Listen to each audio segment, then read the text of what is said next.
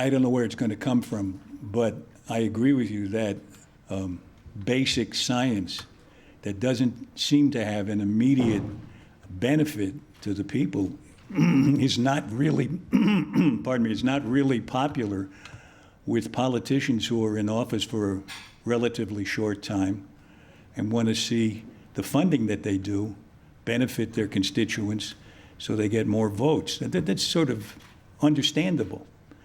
One of the things that I hope will broaden their view and lengthen their vision is an understanding that we have an obligation to know as much as we can as a civilization. I mean, just take Einstein. We talked about Einstein before.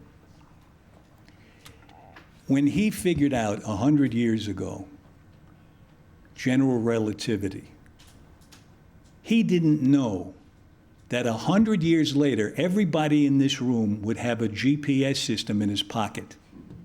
He didn't even know what GPS was. He couldn't imagine. He probably couldn't imagine satellites up there. But timing the difference between those moving satellites and what's happening down on the ground is only possible through the use of Einstein's calculations on general relativity. Now, nobody knew that that was going to happen. And yet, the contribution to our economy, to our social interactions, not getting lost in the woods nearly so much, except when it sends you up this damn little country road that's not on the map. Screw Einstein anyway. I'm just kidding. But right, I mean, one of the things that we have to remember is we don't know what new knowledge is going to lead to. But it's always better to know more than to know less, or to know what you know now and stick with it. I mean, it's what you know is can still be useful in time. You can still get to the moon using Isaac Newton, but you can't use GPS without Einstein. So there are very good reasons to keep pushing forward the boundaries of knowledge, the horizons. Inherent in your question was, how do we get people to accept that idea? I have no idea. I think what we have to do is train scientists to explore the ways they can be communicative about the excitement that they have about knowing things.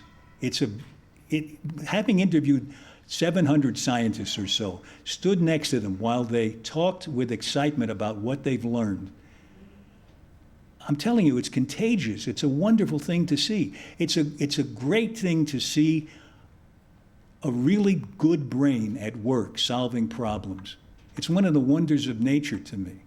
And if we can get the public to see that happening and to get excited by the discovery of new knowledge in itself, it might not be so hard to get big science and basic science funded. You know, in the United States, we could have had our own equivalent facility equivalent to CERN, and we might have made some of the discoveries, might have found the Higgs boson there. I know, was it big enough, Brian? Would it have been big enough to discover that? Yeah. But instead of that, they were halfway through. They didn't like the billions they had spent on it, and they said, forget it. We're cutting you off from the next couple of billion.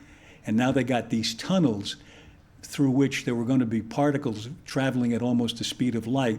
And instead of that, they're using those tunnels to store business records. I mean, it's a real come down. So we've already missed that boat. I mean, we already have a hard uphill climb to get basic science interesting enough to invest in. You all can help with that if you get excited about it and write about it as though it's exciting, because it is. I don't think that's propaganda. I think that's reporting on the truth.